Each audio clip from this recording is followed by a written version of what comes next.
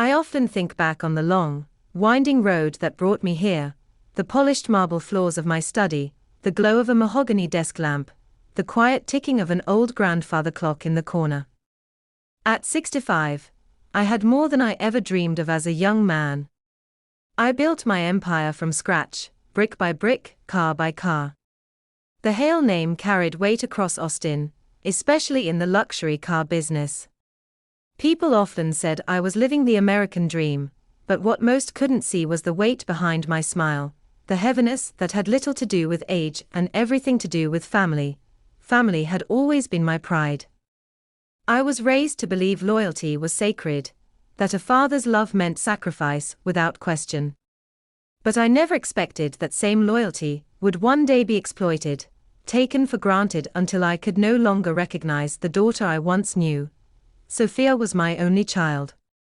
At 32, she had the same radiant smile she'd had when I taught her to ride a bicycle down our old street, her hair flying behind her, her laughter filling the air. But somewhere along the way, after marrying Marcus, that sparkle shifted. She had grown into someone different, entitled, expectant, and, perhaps worst of all, blind to the damage she caused. Marcus was a man I tried hard to accept. At 35, he styled himself as an entrepreneur, but I'd come to know him for what he truly was: a gambler, a dreamer without discipline. His ventures, restaurants, apps, even a luxury travel company, had all collapsed into ash, leaving behind only unpaid bills and excuses. I funded their lifestyle more than I care to admit. The grand home in Westlake. I paid the down payment. Their children's private schools. Monthly tuition drafted from my accounts. Designer vacations, jewelry, fancy cars, it was all somehow linked to my checkbook. Each time, I convinced myself it was my duty as a father, that I couldn't deny my daughter comfort. But deep down, I knew I was enabling them. It was a crisp autumn evening when the breaking point arrived. I was in my study reviewing quarterly reports, sipping lukewarm coffee from a chipped mug I couldn't part with, when the sharp ring of the doorbell jolted me. Not a gentle chime, an urgent, insistent demand. Through the window, I saw their black SUV parked crookedly in the driveway. A familiar dread washed over me. I opened the door to find Sophia smiling, a smile that felt rehearsed, strained. She hugged me tightly, but it wasn't the warm embrace of a daughter. It was calculated, the kind of embrace that comes with strings attached. Marcus brushed past us without so much as a greeting, heading straight into my study. He sank into my leather chair, the very chair where I'd made decisions that built my empire, as though he owned it. "Dad, we need your help," Sophia began, her voice trembling slightly as she adjusted the diamond necklace I had given her for her 30th birthday. My stomach tightened. Marcus spread a stack of papers across the coffee table with exaggerated confidence. "This is time-sensitive, John," he said, not even looking at me. "We've got an opportunity, a startup in the tech sector. We need investors, and who better than family?" But I wasn't fooled. I'd seen this performance before. His so-called ventures were always a cover for the same thing: his gambling debts and reckless failures. Then came the number. $500,000. Not a penny less, and by noon the next day. I felt my breath hitch. $500,000 wasn't just money, it was leverage, pressure, manipulation at its finest. Sophia jumped in before I could speak, her words tumbling out with rehearsed urgency. She spun tales of unexpected setbacks, of the children's future, of obligations that couldn't be delayed. She mentioned her grandmother's ring, tugging on memories I held dear. Then came the dagger, her mother. "Dad," she whispered, "Mom would be ashamed if you turned your back on us." Elizabeth. My ex-wife. The woman who had once stood beside me through lean years, before remarrying and moving to Houston. Bringing her into this was cruel, unnecessary. My migraine pulsed as Sophia's words tangled with old memories, walking her down the aisle, cheering at her college graduation, all the times I believed she'd do something extraordinary. Marcus leaned back, his tone shifting darker. These are serious people, John. If we don't come up with the money, your reputation, your businesses, they could be dragged through the mud. A veiled threat.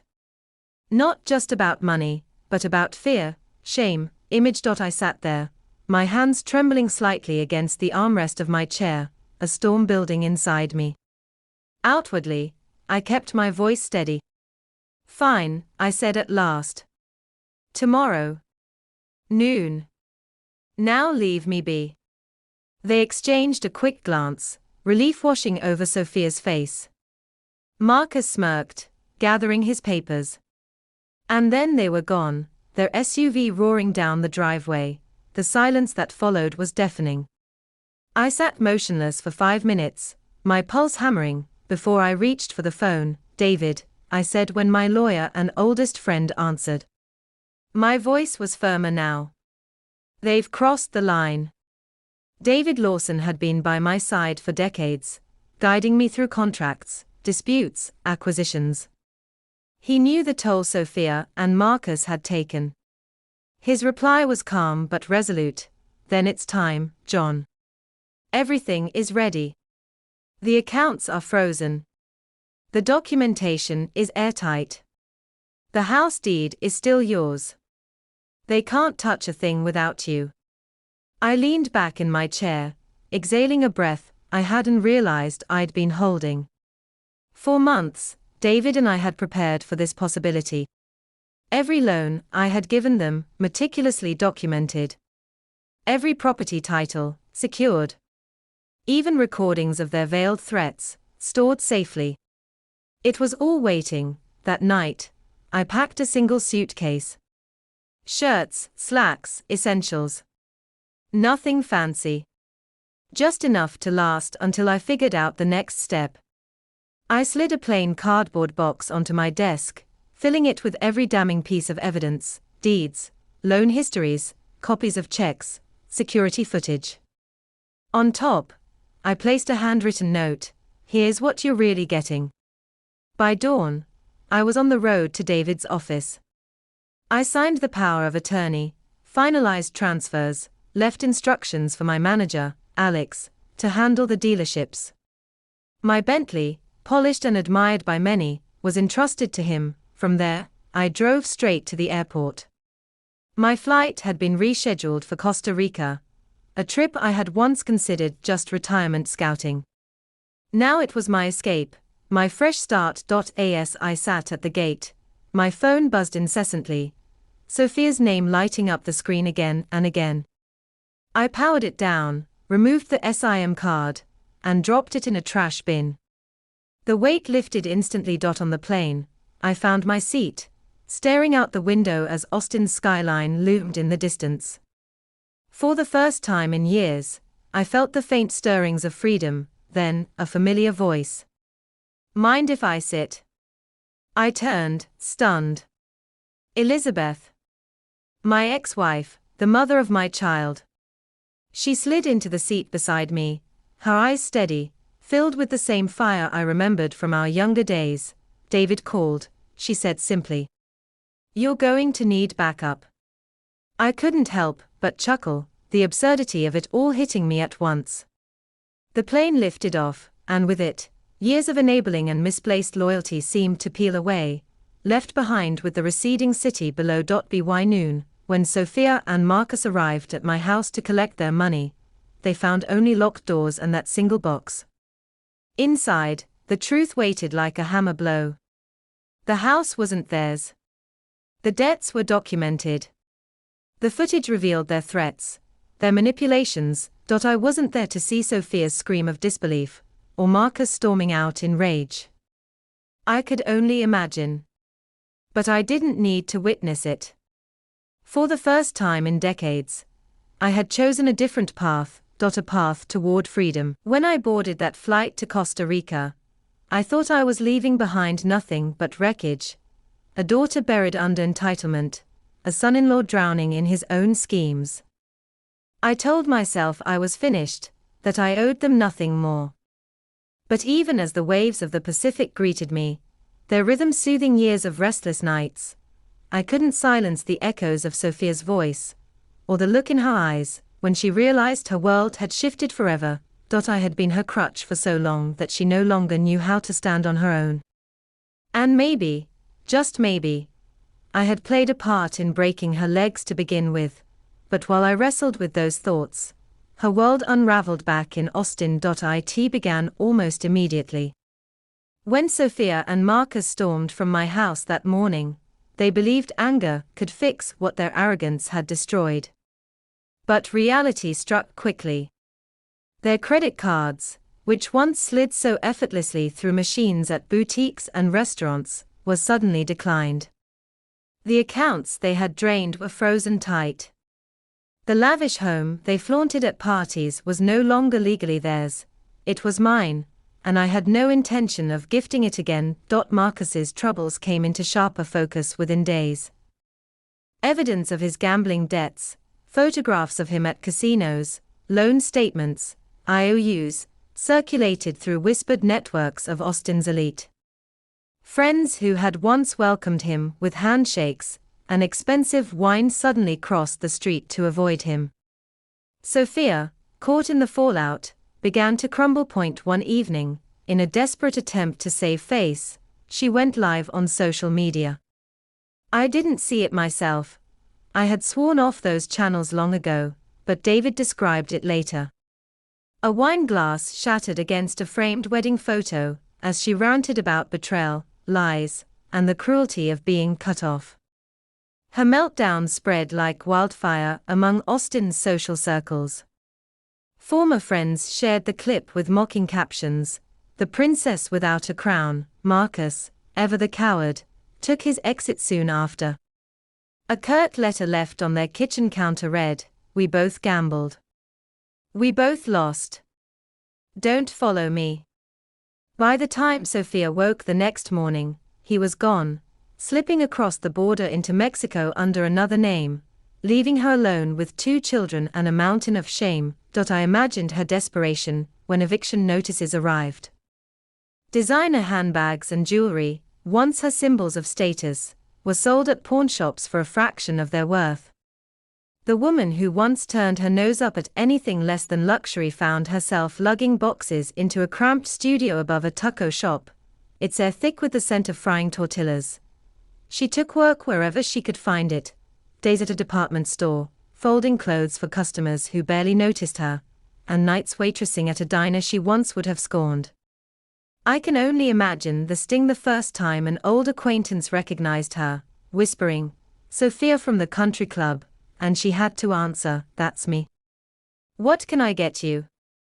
Her pride cracked, then shattered. But in those broken pieces, something new began to take shape. Months passed. One June afternoon, a letter reached me in Costa Rica. Its envelope was worn, the handwriting familiar. Inside, in her shaky script, Sophia had written, "Dad, I know now what I didn't then. I was blind. You gave me too much, and I mistook it for love. I thought comfort was something owed to me, not something earned. Work teaches what gifts never could. I'm starting to see that. For what it's worth, I'm sorry." Enclosed with the letter was something else. A small note card I had once written to her when she was in college, telling her I was proud of her no matter what. She'd kept it all these years. Tears blurred my vision as I read, but they weren't the bitter tears of regret. They were tears of hope. Life in Costa Rica had already begun reshaping me. Elizabeth and I had found a rhythm, not as husband and wife, those days had passed, but as companions, survivors who understood each other. She painted seascapes on wide canvases, capturing the restless blues and greens of the ocean, while I volunteered at a local school, teaching English to children whose eyes lit up at the smallest victories. Gone were the boardrooms, the country clubs, the hollow conversations about profit margins. In their place were mornings watching the sun climb out of the ocean, afternoons spent walking sandy roads where locals greeted me with warmth, and evenings sharing simple meals that nourished more than just the body. My blood pressure dropped, my laugh returned, and I realized I was living more richly than ever before. Yet Sophia lingered in my thoughts. David still sent occasional updates, though I told him to limit them. She has to walk this path herself, I said. The lesson only matters if it's lived, not observed. By summer's end, Sophia had begun to change. She saved diligently, paying her bills with the discipline of someone who finally understood the value of $1. She bonded with co-workers she once would have overlooked, laughing with them in break rooms over shared struggles. She even visited a storage unit filled with her childhood belongings, where she discovered mementos she had long forgotten, school trophies, drawings, and a savings bond her mother had tucked away years before. That bond, modest as it was, seemed to remind her that hope could be planted even in the smallest of ways. One autumn evening, David forwarded me a message from her. "Tell Dad I'm surviving. I'm saving. Maybe Christmas, if I can afford it. I'd like to see him. But I'll pay my own way." I sat on the porch of my small house in Costa Rica, the ocean whispering in the distance, and I smiled. For the first time in years, I didn't just love my daughter, I respected her. Months later, true to her word, Sophia arrived in Costa Rica. She came alone, with nothing more than a carry-on suitcase and a nervous smile. I met her at the airport, my hands trembling as I reached for her. "Hi, Dad," she whispered. For a moment, neither of us spoke. Then I pulled her close, holding her in an embrace that was no longer calculated or manipulative, but real. Tears wet my shoulder, and I realized they were hers, not mine. Over the next week, we talked, not about money, not about blame, but about growth. She told me how waitressing had taught her empathy, how budgeting gave her a sense of control, how her children looked at her with new admiration, because they saw her working, not just spending. I admitted my own fault. How my endless indulgence had crippled her spirit instead of nurturing it. We promised each other something simple yet profound, mutual respect. One evening, as the sun melted into the horizon, we walked along the beach in silence, watching families play in the sand. These families had little in the way of wealth, no designer clothes, no marble kitchens, but their laughter was genuine, their bonds unshakable. "This," I said softly, gesturing toward them, "is what matters." Sophia nodded, tears glistening in her eyes. When she returned to Austin, she was no longer the same woman who had once lived in entitlement's shadow. She launched a small business offering financial coaching to young people, especially those from affluent families who risked repeating her mistakes. She spoke openly about her fall from grace, using her own story as a warning and a beacon of hope. Slowly, she built something that was hers, something she could be proud of. As for me, I remained in Costa Rica. I sold the dealerships eventually, donating much of the proceeds to causes I believed in, education, children, and communities in need. I visited Austin occasionally, but my heart belonged to the waves, the sunsets, the life of quiet purpose I had discovered. Sophia visited often, each time a little stronger, a little wiser. And though I could never reclaim the years we lost, I knew the future held something better: honesty, growth, and love without conditions. In the end, the greatest empire I ever built wasn't of cars or wealth, but of lessons, lessons written in sacrifice, boundaries, and renewal. And the moral, as I came to see it, was this: true love does not mean endless indulgence. It means teaching, guiding, and sometimes stepping back so that others may learn to stand. Entitlement corrodes the spirit, but hardship, when faced with humility, can forge resilience and character. I had given Sophia money for years, but it was the moment I stopped giving that I truly gave her something lasting: the chance to become herself.